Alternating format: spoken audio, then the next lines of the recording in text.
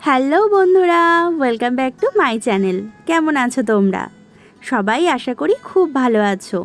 আজ রবিবার, সকাল থেকেই বৃষ্টি হচ্ছে, তাই আজকে যেহেতু সানডে আর যেহেতু ছুটির দিন আর বৃষ্টি হচ্ছে, তাই ভেবেছি আজকে আমরা খিচুড়ি খাবো দুপুরবেলা, তার সাথে মাছ ভাজা।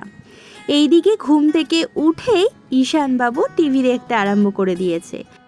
যেহেতু আজকে খিচুড়ি খাবো তাই পেঁয়াজ কাটা হয়ে গেছে, এদিকে রসুন আর আদাও হয়ে গেছে কাটা, এদিকে আলু কেটে নুন হলুদ দিয়ে মাখিয়ে রেখে দিয়েছি, আর এদিকে টমেটোও কাটা হয়ে গেছে। আমার না রসুন দিয়ে পেঁয়াজ দিয়ে খিচুড়ি খেতে ভীষণ ভালো লাগে।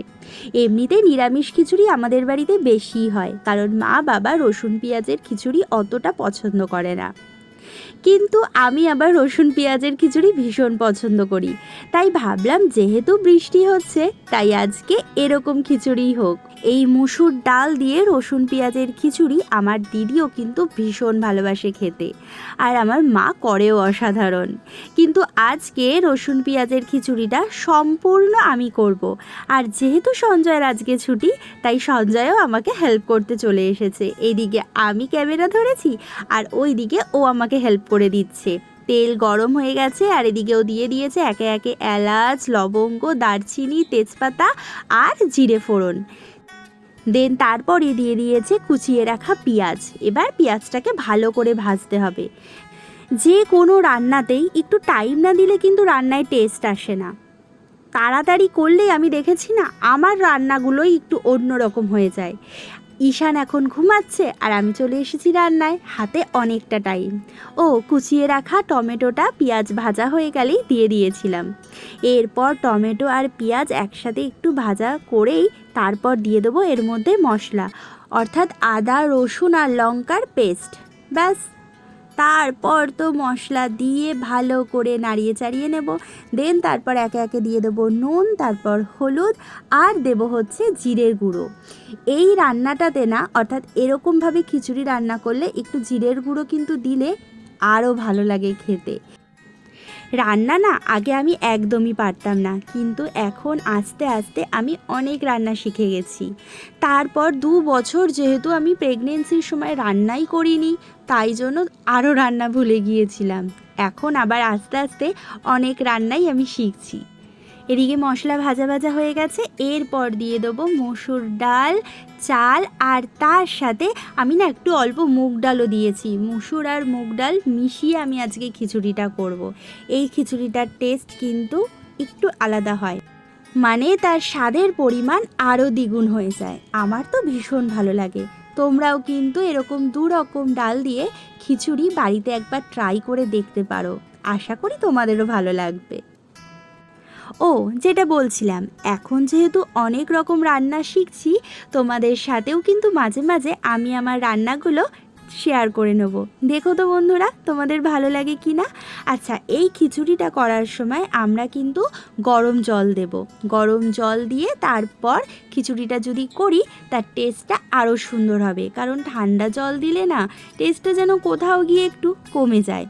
আর ওদিকে আলু ভাজা হয়ে গেছে। আলুটা মা সকালেই ভেজে রেখেছিল, তাই আর সেটা তোমাদেরকে দেখাতে পারিনি। ও, এর মধ্যে আবার ঈশানবাবু একটু ঘুম থেকে উঠেও পড়েছিল, তাই আলুটা যখন খিচুড়িতে পড়েছে সেটা আর তোমাদেরকে দেখাতে পারিনি। মা তখন দিয়ে দিয়েছিল খিচুড়িতে আলু। আর ওই দিকে আমাদের খিচুড়ি তো হচ্ছে, আর গন্ধ ভীষণ ভালো ছেড়েছে।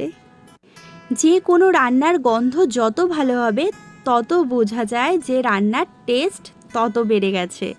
কি তাই তো? এদিকে খিচুড়ি আমার কমপ্লিট হয়ে গেছে। তারপর নামাবার আগে দিয়ে দেবো গরম মশলা। গরম মশলা দিয়ে একটু নাড়িয়ে চাড়িয়ে ঢেকে একদম রেখে দেবো। তারপর খাবার সময় ঢাকনা সরিয়ে যখন গরম গরম খিচুড়ি পাতে পড়বে না, উফ, তার গন্ধটাই আলাদা হবে। মাংস ফেলে রেখে এই খিচুড়ি খাওয়া যাবে। খিচুড়ি তো কমপ্লিট, কিন্তু খিচুড়ির সাথে পাতে লাগবে হচ্ছে পাঁপড় ভাজা, কারণ পাঁপড় ভাজা ছাড়া খিচুড়ির প্লেট আবার সম্পূর্ণ হয় না। তাই এদিকে আমি পাঁপড় ভাজতে আরম্ভ করে দিয়েছি। ওইদিকে ঈশানের খাওয়া দাওয়া সব কমপ্লিট। ঈশানের শরীরটা না অতটা ভালো নেই, একটু একটু জ্বর জ্বর আছে। ওয়েদারটা এখন ভীষণ খারাপ, তাই ওকে খুব সাবধানে রাখতে হবে। আর একদম ওকে বের করা যাবে না, কারণ গাড়ি দেখলেই এখন বাবু খুব বেরোতে চায়। আর এদিকে পাঁপড় ভাজা কমপ্লিট, আর দিয়ে দিয়েছি কড়াইতে মাছ, কারণ খিচুড়ির সাথে হবে মাছ ভাজা। Just yummy. কখন শুধু পাতে পড়বে এই মাছ ভাজা আর খিচুড়ি, সেটাই আমি ভাবছি। বলতে না বলতেই দেখো মা হাজির প্লেট নিয়ে। গরম গরম খিচুড়ি এবার পাতে পড়ছে। উফ, এত কিছু ওয়েট করা যায়? গরম খিচুড়ি, তার সাথে মাছ ভাজা, আর ওই দিকে হচ্ছে পাঁপড় ভাজা। সবাই ওয়েট করে রয়েছে কখন ওদেরকে আমি খাবো, ওরা হয়তো সেটাই ভাবছে। বিরিয়ানির আলু কিন্তু আমার ভীষণ প্রিয়, তেমনই প্রিয় হচ্ছে এই খিচুড়ির আলু।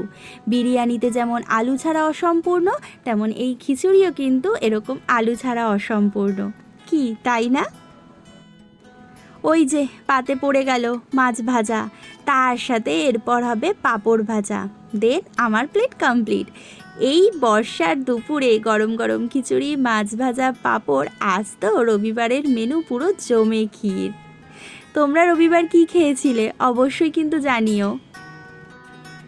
এবার খাবার পালা। খাওয়া দাওয়া সেরে দুপুরবেলা একটু রেস্ট নিয়ে বিকেলবেলা আমরা বেরিয়ে পড়েছিলাম। কাল শ্রাবণ মাসের শেষ সোমবার, তাই গিয়েছিলাম ঠাকুরের জন্য একটু ফল কিনতে। রাস্তায় আজকে আবার প্রচুর জ্যাম। উফ, সব জ্যাম কাটিয়ে এই ফল কেনা খুব মুশকিল। তাই ভদ্রেশ্বর বাজারের দিকে না গিয়ে আমরা সোজা চলে গিয়েছিলাম ভদ্রেশ্বরের গেট বাজার। ওখান থেকে ফল কিনেছি, তারপর চলে গিয়েছিলাম চন্দননগর স্ট্যান্ডের কাছে একটা ফুলের দোকানে, ওখান থেকে ফুলও নিয়েছি। নানান রকম ফুল দেখতে কিন্তু ভীষণ ভালো লাগে। তারপর একটুখানি আমরা ঢু মারতে গিয়েছিলাম চন্দননগর স্ট্যান্ডে, কারণ অনেক দিন স্ট্যান্ডে যাওয়া হয়নি এই সময়। তাই ভাবলাম যাই, আজকে যখন ঈশানকে বাড়িতে রেখেই এসেছি তাই একটু ঘুরে আসি। ও কালকে আমার ননদিনীর, অর্থাৎ গতকাল মানে শনিবার, আমার ননদিনীর মেয়ের ফাংশান ছিল, কিন্তু আমরা তো যেতে পারিনি, ঈশানের শরীরটা ঠিক ছিল না বলে। তাই আজকে যখন আমরা গিয়েছিলাম ওখানে দেখলাম আজকেও অনুষ্ঠান চলছে। এদিকে চন্দননগর স্ট্যান্ডে গিয়ে একটু ঝালমুড়ি খেয়ে নিয়েছিলাম। খেয়ে দিয়ে এদিক ওদিক করতে করতেই ব্যাস এবার বাড়ি ফেরার টাইম হয়ে গেল। এখানে আসলে না আমার একদম বাড়ি যেতে ইচ্ছা করে না, কিন্তু কি করব, বাড়ি তো যেতেই হবে, ঈশানবাবু ওয়েট করে রয়েছে। তাহলে বন্ধুরা আজকের ভিডিওটা এখানেই কমপ্লিট করলাম। সবাই ভালো থেকো, সুস্থ থেকো, আর অবশ্যই সাবধানে থেকো। ভালো লাগলে লাইক, শেয়ার, কমেন্ট করো। টাটা।